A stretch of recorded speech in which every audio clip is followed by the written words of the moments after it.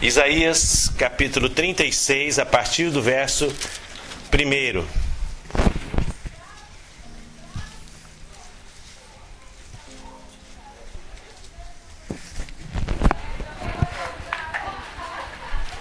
Os irmãos encontraram? Isaías capítulo 36, verso 1. Leiamos. No ano 14º do rei Ezequias, subiu Senaqueribe, rei da Síria, contra todas as cidades fortificadas de Judá e as tomou.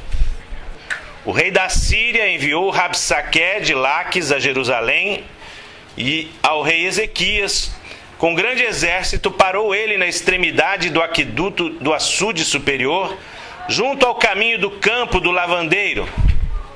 Então saíram a encontrar-se com ele Eliaquim, filho de Ilquias, o mordomo, Sebna, o escrivão, e Joá, filho de Asaf, o cronista. Rabsaque lhes disse: Dizei a Ezequias, assim diz o sumo rei, o rei da Síria: Que confiança é essa em que te estribais? Bem posso dizer-te que teu conselho e poder para a guerra não passam de vãs palavras. Em quem, pois, agora confiais, para que te rebeles contra mim? Confias no Egito, esse bordão de cana esmagada, o qual, se alguém nele apoiar-se, lhe entrará pela mão e lhe traspassará? Assim é Faraó, rei do Egito, para com todos os que nele confiam. Mas se me dizes, confiamos no Senhor, nosso Deus, não é esse aquele cujos altos e altares Ezequias removeu e disse: Ajudai Jerusalém, perante este altar adorareis? Ora, pois, empenha-te com o meu senhor, rei da Síria, e dar-te-ei 2.000 cavalos, se de tua parte achares cavaleiros para os montar. Como, pois, se não podes afugentar um só capitão dos menores dos servos do meu senhor, confias no Egito por causa dos carros e cavaleiros? Acaso subi eu agora sem o Senhor contra esta terra para destruir? Pois o Senhor mesmo me disse: sobe contra esta terra e destrói-a. Então disseram Eliaquim, Sebna e Joá a Rabsaque: Pedimos-te que fales em aramaico aos teus servos, porque o entendemos, e não nos fales em judaico aos ouvidos do povo que está sobre os muros. Mas Rabsaque lhes respondeu: Mandou-me acaso o meu senhor para dizer-te estas palavras somente a ti e ao teu senhor, e não antes aos homens que estão assentados sobre os muros, para que comam convosco o seu próprio excremento e bebam a sua própria urina? Então Rabsaque se pôs em pé e clamou em alta voz em judaico e disse: Ouvi as palavras do sumo rei do rei da Síria. Assim diz o rei: Não vos engane Ezequias, porque não vos poderá livrar, nem tampouco Ezequias vos faça confiar no Senhor, dizendo: O Senhor certamente nos livrará, e esta cidade não será entregue nas mãos do rei da Síria. Não deis ouvidos a Ezequias, porque assim diz o rei da Síria: Fazei as pazes comigo e vinde para mim e comei, cada um da sua própria vide, da sua própria figueira, e bebei cada um da água da sua própria cisterna, até que eu venha e vos leve para uma terra como a vossa, terra de cereal, de vinho, terra de pão e de vinhas. Não vos engane Ezequias, dizendo: O Senhor nos livrará. Acaso os deuses das nações livraram cada uma a sua terra das mãos do rei da Síria? Onde estão os deuses de Ramate e de Arpade? Onde estão os deuses de Servafaim? Acaso livraram eles a Samaria das minhas mãos? Quais são entre todos os deuses destes países os que os livraram a terra das minhas mãos, para que o Senhor livre a Jerusalém das minhas mãos? Eles, porém, se calaram e não lhe responderam palavra, porque lhes havia ordenado o rei, dizendo: Não lhes responderei. Então Eliaquim, filho de Ilquias, o mordomo, e Sebna, o escrivão, e Joá, filho de Asaf, o cronista, rasgaram suas vestes, e vieram ter com Ezequias e lhe referiram as palavras de Rabsaque. Então o rei Ezequias, ouvindo isto, rasgou as suas vestes, cobriu-se de pano de saco e entrou na casa do Senhor. E enviou a Eliaquim, o mordomo, a Sebna, escrivão, aos anciãos e sacerdotes, com as vestes de pano de saco, ao profeta Isaías, filho de Amós, os quais lhe disseram: assim diz Ezequias, este dia é dia de angústia, de castigo e de opróbrio, porque os filhos são chegados à hora de nascer, e não há força para dar-los à luz. Porventura o Senhor teu Deus terá ouvido as palavras de Rabsaque, a quem o rei da Síria, seu senhor, enviou para afrontar o Deus vivo, e repreenderá as palavras que o Senhor ouviu? Faze, pois, as tuas orações pelo que ainda subsiste. Foram, pois, os servos do rei Ezequias ter com Isaías, e Isaías lhes disse: dizei isto ao vosso senhor, assim diz o Senhor, não temas por causa das palavras que ouviste, com as quais os servos do rei da Síria blasfemaram contra mim. Eis que meterei nele um espírito, e ele, ao ouvir certo rumor, voltará para sua terra, e nela eu o farei cair morto à espada. Verso 33 ainda do capítulo 37. Pelo que assim diz o Senhor acerca do rei da Síria: não entrará nesta cidade, nem lançará nela flecha alguma. Não virá perante ela com escudo, nem há de levantar tranqueiras contra ela. Pelo caminho de onde vier, por este voltará. Mas nesta cidade não entrará, diz o Senhor, porque eu defenderei esta cidade para livrar, por amor de mim e por amor do meu servo Davi. E então saiu o anjo do Senhor e feriu no arraial dos assírios a 185.000. E quando se levantaram os restantes pela manhã, eis que todos estes eram cadáveres. Retirou-se, pois, Senaqueribe, rei da Síria, se foi, voltou e ficou em Nínive. Sucedeu que, estando ele a adorar na casa de Nimrod, seu Deus, Adrameleque e Serezer, seus filhos, o feriram a espada e fugiram para a terra de Ararat, e Esar-Hadom, seu filho, reinou em seu lugar. Amém.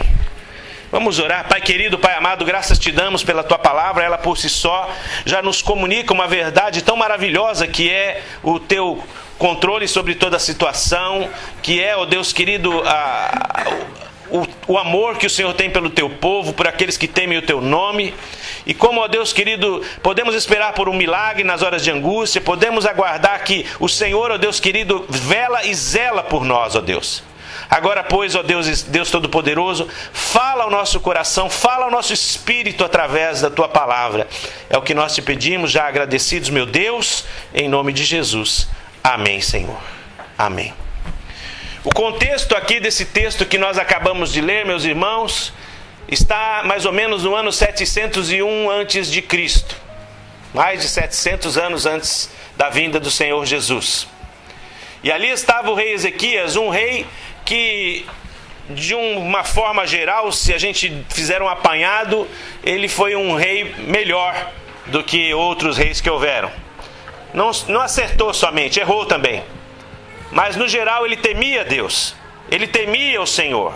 E por causa desse temor que ele tinha, nós vimos em alguns episódios que Ezequias buscou a presença de Deus. E eu não tenho dúvida que ele era um servo de Deus, embora tendo cometido certos erros. E naquele contexto, meus irmãos, quando reinava o maior império da época, era o Império Assírio. Os irmãos sabem que houveram vários impérios dominantes na história da humanidade. Houve o Império Grego, houve o Império Romano, houve também o Império Medo-Persa e houve o Império Assírio. E o Império Assírio, eles eram extremamente sanguinários, eles eram extremamente violentos. E como a própria proposta aqui do Rabsaque, trazida das mãos de Senaqueribe para os judeus, eu não sei se os irmãos perceberam, mas a proposta do Senaqueribe era aquela coisa assim, a proposta do leão ao rato, né? Aquela proposta meio indecente. Olha, façam paz comigo. Fiquem quietinhos, cada um comendo da sua vinha, cada um cuidando da sua casa, bebendo da sua cisterna, até que eu venha, traga o caminhão de mudança para vocês, da U-Haul, né? E aí vocês vão pôr a mudança no caminhão e eu vou levar vocês para um outro país. Cada um de vocês eu vou levar para uma outra terra, terra também de pão, terra de vinho, terra onde vocês vão viver uma vida de paz. Mentira! Na verdade, a estratégia do Império Assírio era, de fato, remover as pessoas do seu país e misturá-los entre as nações que eles conseguissem dominar militarmente. Porque assim fazendo, eles destruíam a cultura.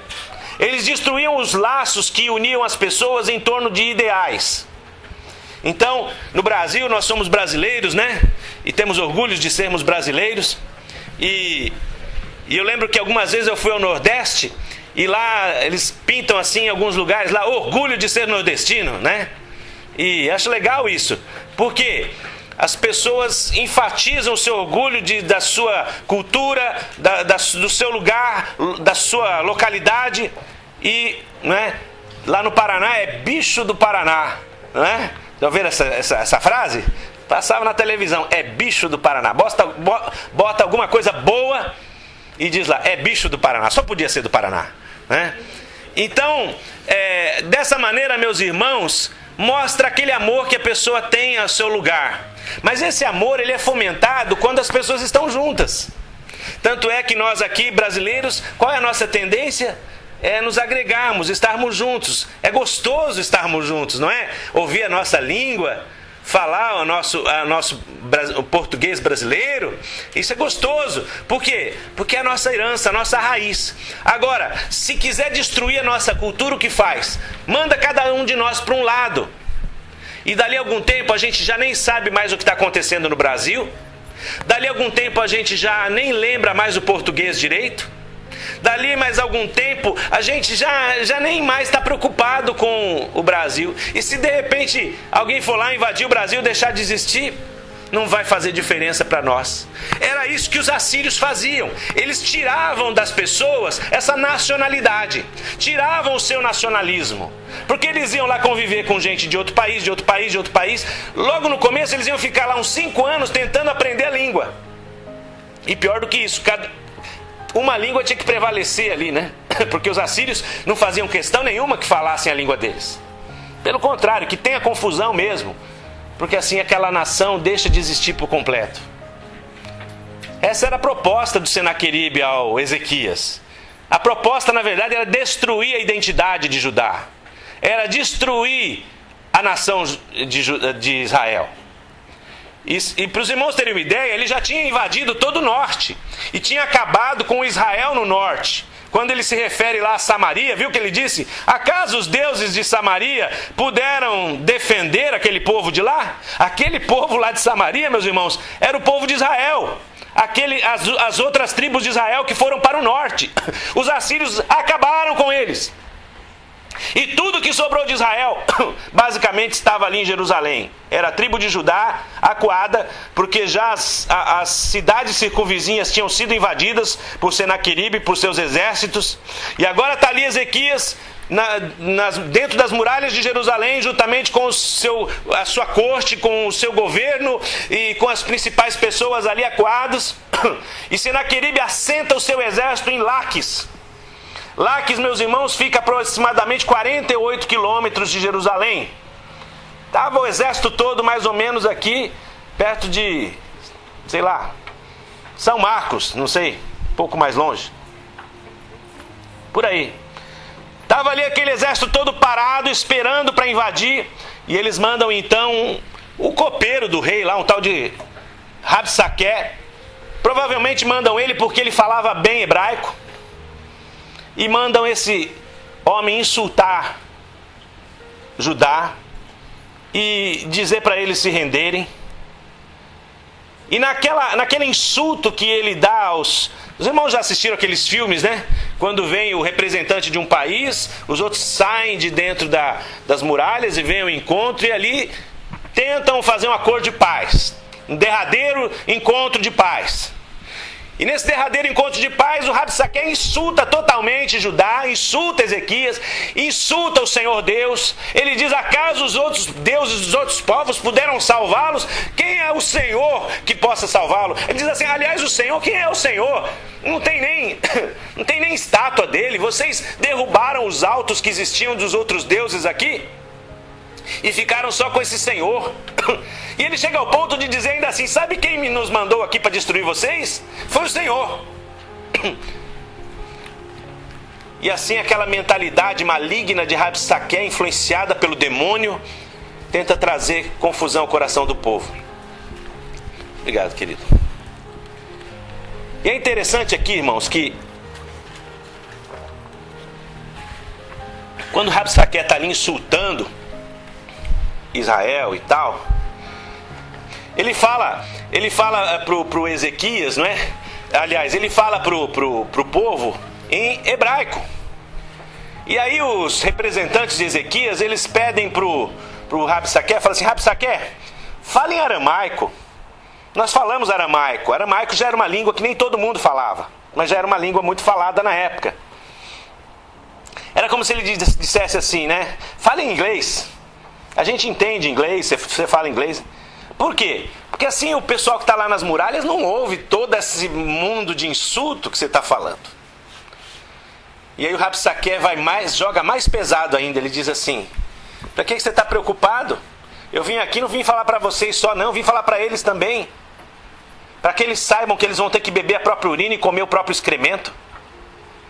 Já pensou? E meus irmãos, aquele homem tinha essa ousadia, sabe por quê?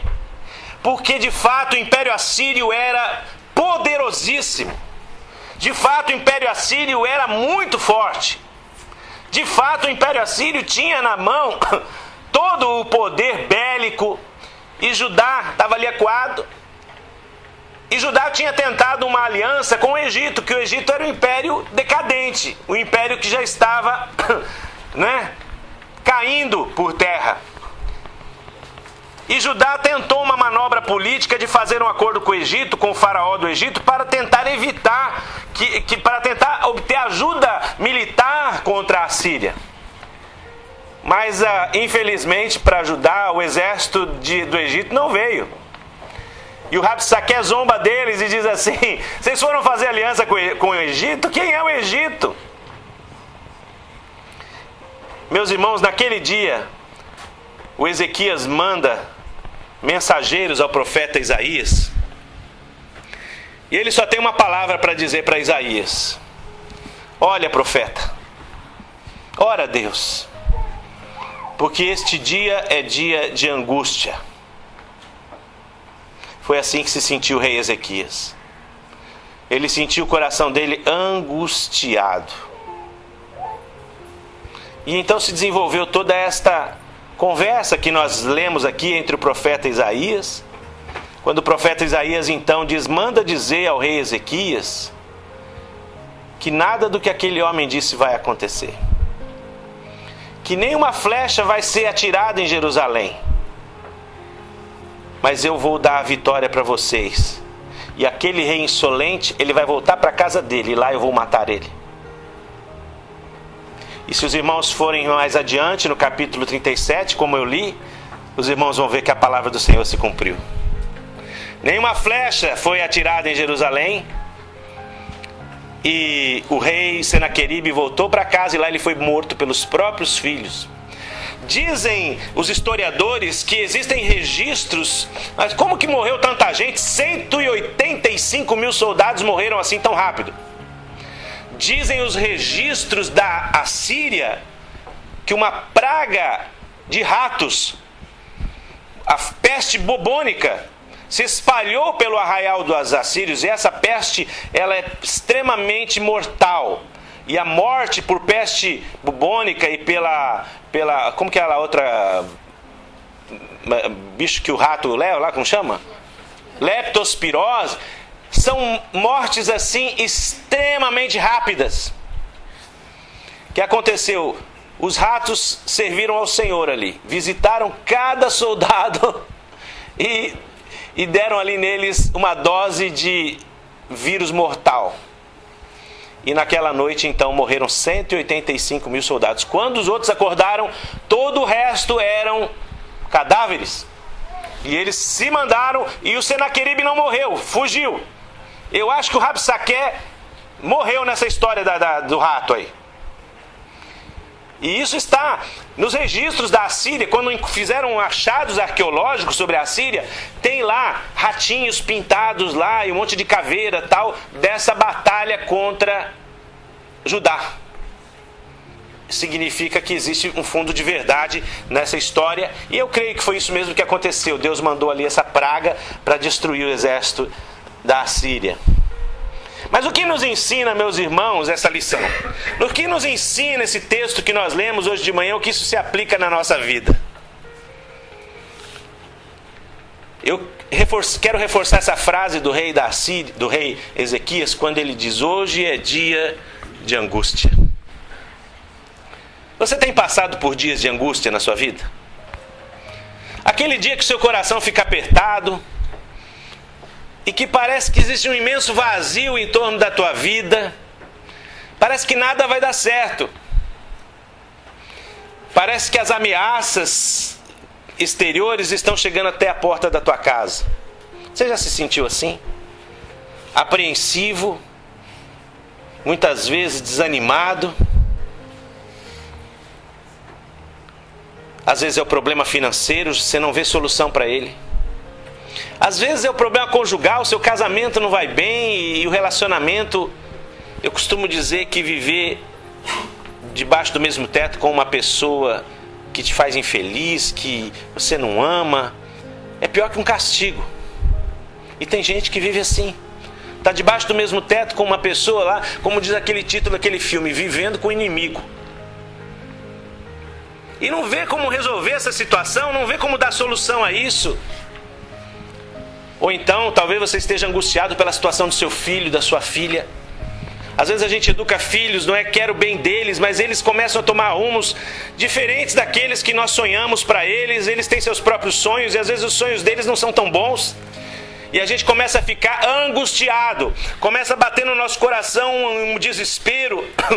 E esses dias mesmo, a Eliane teve sonhos e a gente andou orando pelos nossos filhos, porque até mesmo nos sonhos a gente fica preocupado, não é? E Deus às vezes vem e fala com a gente, ora pelo seu filho.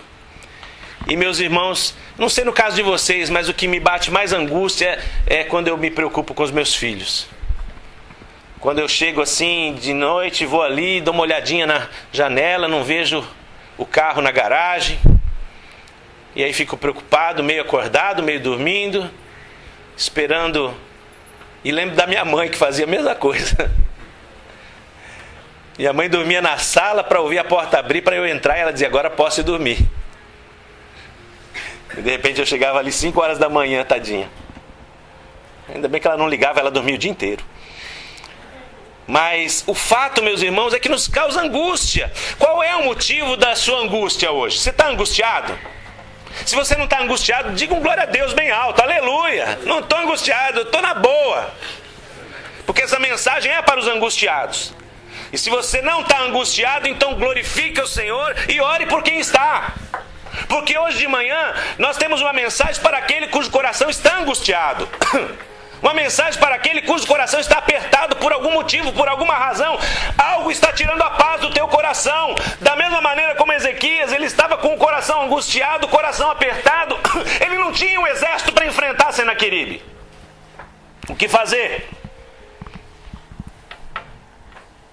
Eu lembro de uma música, quando eu estava no grupo Jovens da Verdade, fazia parte dos Jovens da Verdade, e a gente cantava, que dizia assim, hoje eu vou dar mais uma palhinha, né?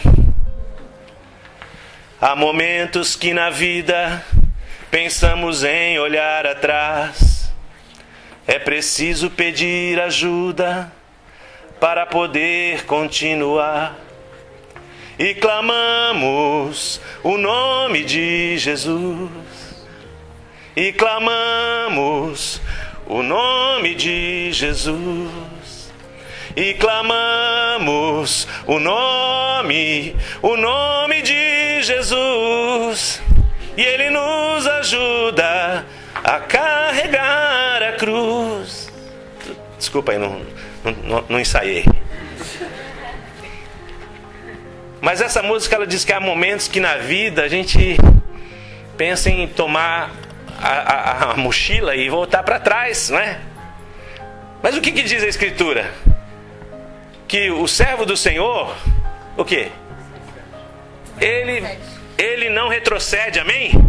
O servo do Senhor, porque se ele retroceder, a minha alma não tem nele prazer. Assim, meu amado irmão, o dia que você pegou a mão do arado, o dia que você se tornou cristão, o dia que você disse, eu vou seguir Jesus, eu vou servir Jesus, não pense que Deus prometeu para você que tudo ia ser fácil. Não pense que Deus prometeu para você que ia ser assim, sabe, um mar de rosas. Hoje eu estava ali falando com os meus alunos na escola bíblica dominical, e eu estava falando sobre santificação. E ali quando a gente falava por santificação, falando sobre essa coisa de perdoar as pessoas que nos ofendem e tal, um dos meus alunos disse assim, então não sei não se eu consigo ser crente. E eu disse, consegue? Porque no começo é difícil, no meio é pior, mas lá no final a bênção é grande. Amém? A vida cristã é assim, irmãos. Nós vamos ter que aprender a lutar contra a nossa carne. Nós vamos ter que aprender a lutar contra os desejos do nosso coração e dizer não ao nosso coração e sim a Deus. Amém? Eu mencionava para eles a frase do pastor Glênio Paranaguá, lá de Londrina, que uma vez eu ouvi ele pregando, e ele disse que tem gente que tem um conceito errado a respeito de cruz. Tem gente que pensa que cruz é aquele filho, né? Outros pensam que cruz é a sogra, né?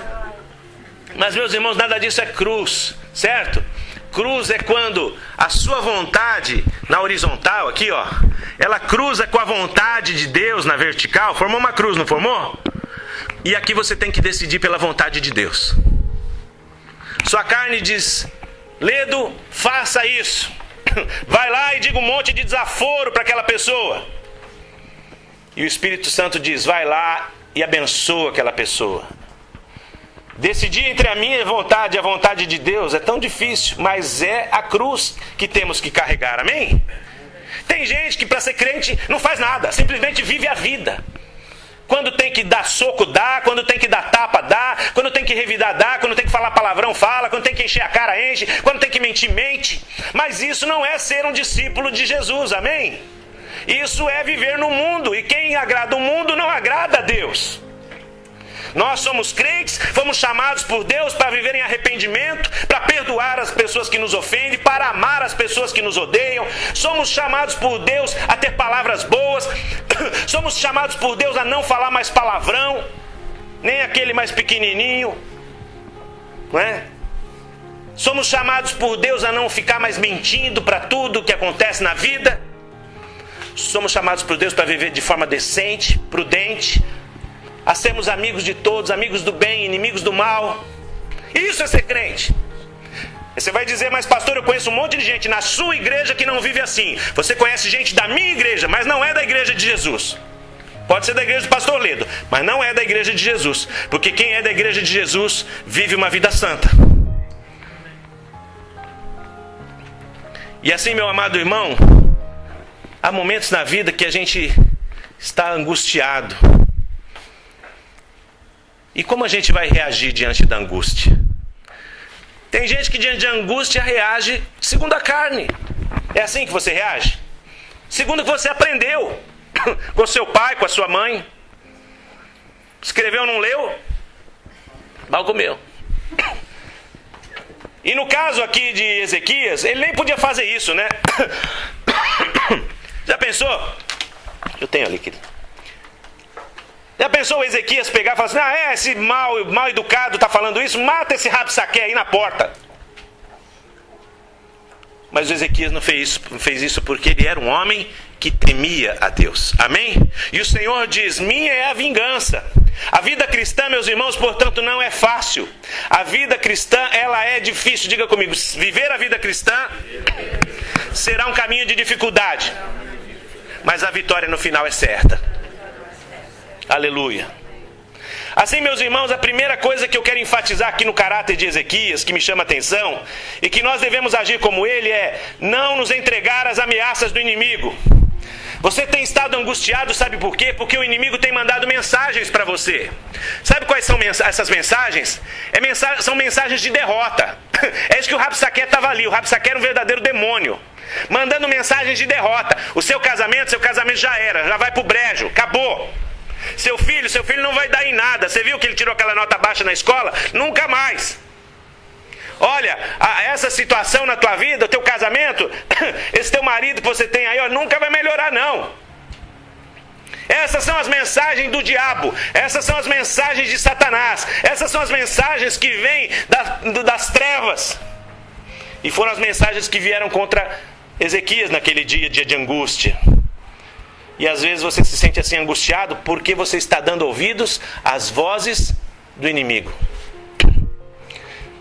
Então a primeira coisa, meus irmãos, é que nós não devemos dar ouvido às ameaças do inimigo. Diga assim comigo: não dar ouvido às ameaças do inimigo. Primeira coisa que o inimigo tenta é confundir a nossa cabeça. O inimigo ali, o Rabsaque, ele tentou colocar Ezequias contra o povo. Porque tipo assim, eu vou falar para o povo tudo isso, o povo vai dizer: é melhor se entregar do que morrer. E o rei está dizendo: não, é melhor morrer do que se entregar. E colocar o povo contra o rei. O que é isso? Confusão. Muitas vezes Satanás faz isso. Ele faz isso entre marido e mulher. Começa a colocar o marido e a esposa um contra o outro. Confusão. Às vezes ele faz isso na igreja. Ele começa a colocar a gente um contra o outro. Já percebeu? Uma fofoquinha ali, uma outra fofoquinha aqui. E pronto, começa a colocar a gente, nós, um contra os outros. Sabe, Aline? Olha, não é por nada, sou muito seu amigo. Mas sabe que a Jéssica falou de você pra mim? Depois te conto, ela tá aqui do lado. Aí pronto, as duas que eram tão amiguinhas, né? Eu pego e jogo um fermento ali no meio. Coisa do capeta, né? Aí o que acontece?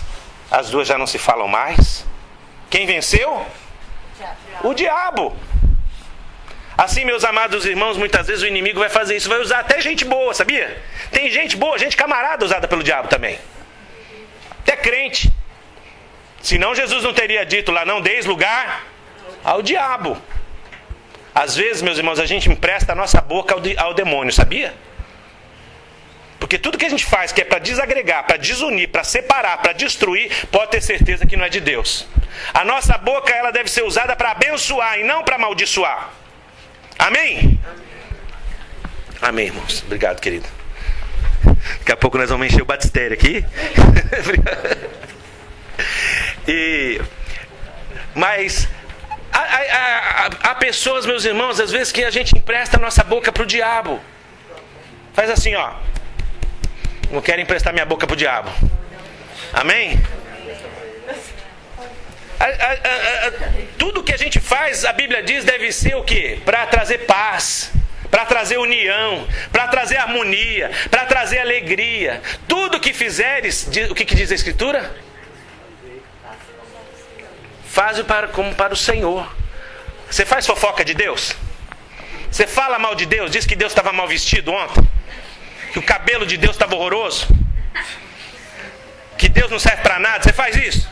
Mas faz isso com o irmão. E é pecado, desagrada a Deus. Amém? Ouça isso. Ouça a voz do bom pastor. Então o inimigo tenta nos confundir, nos colocando uns contra os outros. O inimigo tenta zombar da nossa força. Imagina que você vai conseguir isso. Você, talvez o fulano, porque o fulano sabe como que é, né? Fulano estudou, fez segundo grau completo, né? Fez o colegial completinho. Ele sim é bom. Você não, pré-primário, meu amigo. Fugiu do kindergarten? Como você quer chegar a algum lugar? O diabo zomba. Zomba da nossa capacidade, da nossa potencialidade. Zomba da nossa capacidade que Deus nos deu de vencer na vida.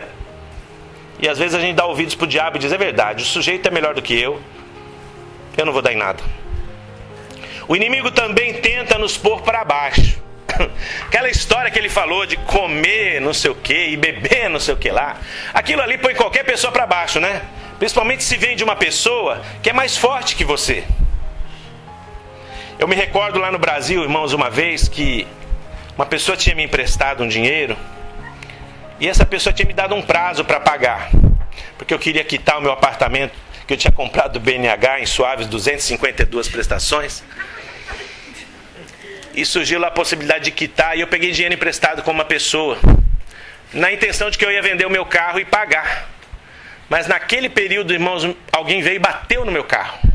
Estava na rua, eu tinha um carro que era novinho, nunca tinha sido batido, tal, fácil de vender.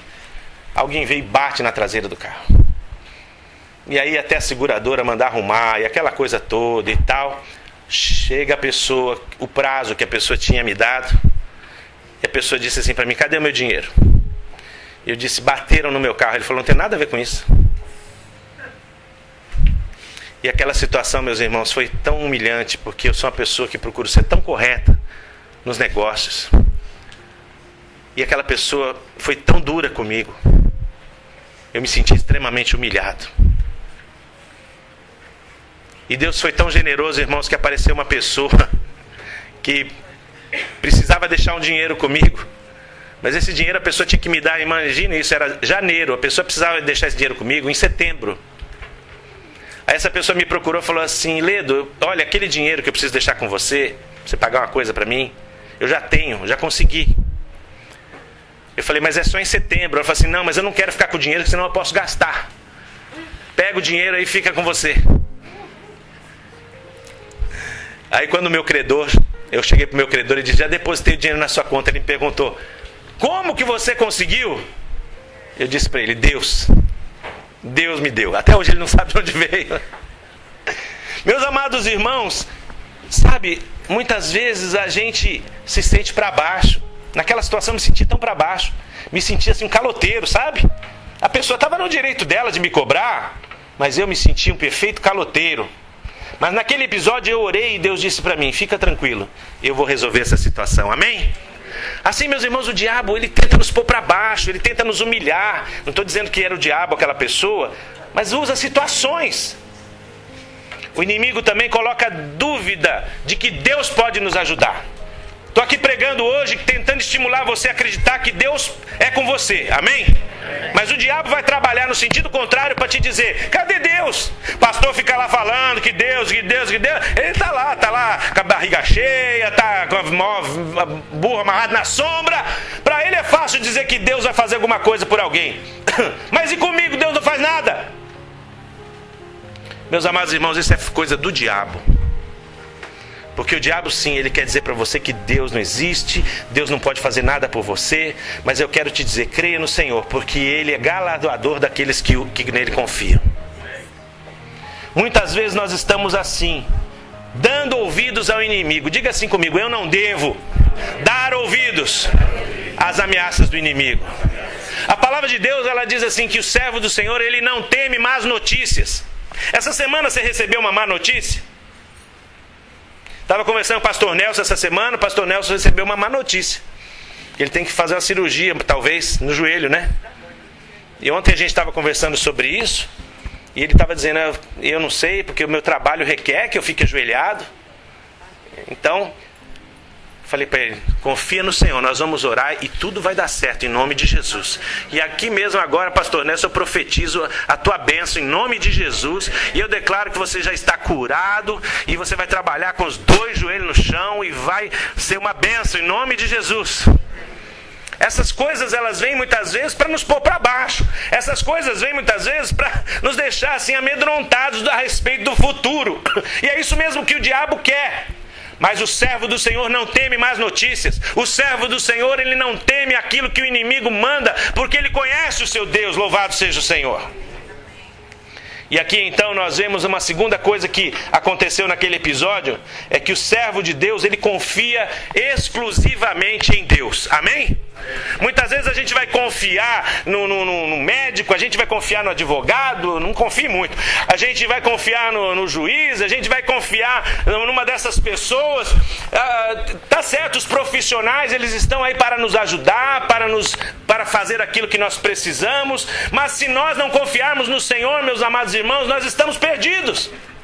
O texto diz: eleva os meus olhos para os montes, de onde virá o meu socorro? E o salmista completa: o meu socorro vem do Senhor, que fez os céus e a terra. Por quê? Porque Deus tem todo o poder nos céus e na terra para te ajudar. E é nele que você deve confiar, meu irmão. Ezequias, quando se viu naquela situação, ele teve um comportamento de humildade. E diante das crises da nossa vida, diante das situações difíceis, meus irmãos, a primeira coisa que nós devemos ter é humildade, amém? Ter a humildade de reconhecer: você não pode, nada posso. Eu não posso de mim mesmo nada, mas Deus é poderoso. Humilhai-vos debaixo da poderosa mão de Deus, e Deus a seu tempo vos exaltará. Aleluia! Ezequias, quando se viu naquela situação, ele poderia ter batido um fio lá para o faraó, né? Chamado faraó no celular. Ele poderia ter fugido. Os irmãos viram aquele capitão daquele navio lá na Europa que estava afundando? Ele deu um grito: o navio está afundando. E ele foi o primeiro a pegar um bote. O Ezequias podia ter feito isso, fugido para o Egito, pedido asilo lá. Que se dane o povo. Ele poderia ter tido vários comportamentos, mas ele se manteve no barco. Amém? E ele disse com humildade: eu vou confiar no Senhor. Na hora da tribulação, meu irmão, 3 coisas que contam: humildade, oração e confiança na palavra de Deus. Amém? Seja qual for a situação que você esteja vivendo, tenha humildade, se posicione em oração e confie na palavra de Deus. E Deus vai fazer a obra. Amém? Deus vai fazer a obra. Em nome de Jesus. Ontem estávamos ali conversando com a Patrícia. A Patrícia está passando também por uma luta. E essa era a palavra que nós entregávamos ali para a irmã. Confia no Senhor. E você vai dar o testemunho lá na frente em nome de Jesus. Amém? Esses dias nós vimos a Suelen aqui dando testemunho. Esses dias nós vimos a Jônia aqui dando testemunho. Meus irmãos, o nosso Redentor vive. O nosso Deus ainda está no trono. O nosso Deus ainda pode todas as coisas. O nosso Deus está vivo. Ele não está morto, porque Ele é o dono dos céus e da terra e de todo o universo. Confia no Senhor, faz o bem, anda na presença dEle e você verá os milagres do Senhor na tua vida, meu irmão. O servo do Senhor confia em Deus. E por fim, o servo do Senhor põe a sua fé em ação. Muitas vezes a gente tem fé, mas a nossa fé, ela está congelada pela situação. A gente está assim: não tem jeito, pastor, não tem jeito. Eu já fiz de tudo. Já ouviu essa frase? Já, Marco? Eu já fiz de tudo. Eu já orei, eu já jejuei, já fiz campanha. Todas as campanhas que o pastor Miquel dirigiu aqui na igreja, fiz em todas. Não aconteceu nada. Mas sabe de uma coisa, meus irmãos? Quando a gente confia no Senhor, a gente tem certeza da vitória, amém? A gente se posiciona de maneira que a nossa fé possa ser posta em ação. Porque muita gente vem, faz a campanha, não sei o quê, mas não põe essa fé em ação. A Bíblia diz aqui que o Ezequias imediatamente rasgou as suas vestes e mandou os seus companheiros irem lá ao profeta e diz assim: pede para o profeta orar por nós, porque nós queremos uma palavra do Senhor. Amém? E ali eles foram, meus irmãos, e pediram uma palavra para Ezequias. Para Isaías. E Isaías deu a palavra. Ele disse assim: não se preocupe, vocês não precisam se atemorizar, porque eu vou fazer a obra. A partir dali, meus irmãos, nós vemos que Ezequias, ele descansou no Senhor. E ele disse assim, olha lá numa parte do texto, diz assim: olha, esta é a palavra que o Senhor falou a respeito dele. A virgem filha de Sião te despreza e zomba de ti, a filha de Jerusalém memeia a cabeça por detrás de ti. Essa foi a resposta que Ezequias mandou para o Rabsaque. Essa foi a resposta que Ezequias mandou para o inimigo. Saiba de uma coisa aqui, ó Rabsaque, saiba de uma coisa, Senaqueribe. Jerusalém, a filha virgem de Sião, despreza e zomba de você. Você zomba de mim, mas eu zombo de você. E eu balanço a cabeça para você, dizendo: pobrezinho de você, Rabsaque. Da mesma maneira, meu irmão, nós temos que colocar a nossa fé em ação. Nós temos que dizer: Satanás, demônio, você vem contra mim, você tenta me destruir, você me põe para baixo, mas em nome de Jesus eu vou contra você. Em nome de Jesus eu coloco contra você o meu arsenal de guerra, as minhas orações, o meu jejum, a minha campanha. Eu me coloco e me posiciono diante de você, demônio, porque eu ainda vou rir e você ainda vai chorar. Essa deve ser a tua posição, meu irmão. Essa deve ser a tua postura. E o Senhor vai fazer a obra. Louvado seja o Senhor. Esses dias eu estava ali ouvindo a esposa do Felipe, a irmã Irani, falando de como foi a situação lá deles conseguirem o documento, né? E eu achei tão engraçada a forma como ela contava a situação, porque ela dizia assim, é tudo ou nada. Parecia o Edir Macedo falando, né? É tudo ou nada. E ela foi com ousadia, com coragem, foi ali perante o juiz, foi perante as pessoas todas.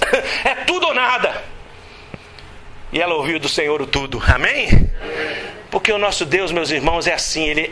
Ele é galardoador daqueles que confiam nele.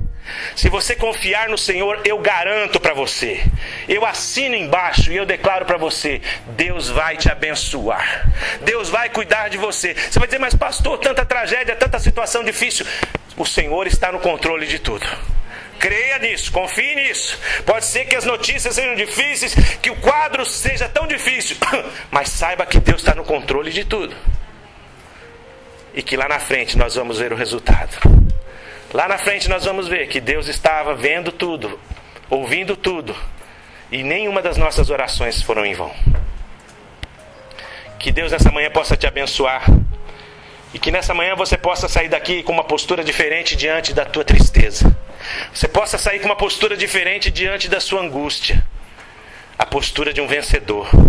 A postura de uma pessoa que não abaixa a sua cabeça, mas que prossegue caminhando diante das dificuldades, diante das lutas, e não aceita as palavras do inimigo. Sabe por quê? Jesus já venceu na cruz. E a nossa vitória já está garantida. O que vai acontecer no deserto dessa caminhada talvez sejam dificuldades. Mas para os que temem o nome do Senhor, brilhará o sol da justiça. Feche os seus olhos, nós vamos orar a Deus agora. E talvez o Espírito Santo de Deus tenha falado ao teu coração hoje pela manhã que você precisa se posicionar. Que você precisa assumir uma postura diante do Senhor. Uma postura de santificação, uma postura de vitória, uma postura de quem não aceita as mensagens do inferno. E se você, meu irmão, está assumindo uma postura nesse sentido hoje de manhã, eu peço para você ficar de pé e você receber esta oração, receber a bênção do Senhor sobre o seu posicionamento hoje. Fique de pé no seu lugar em nome de Jesus.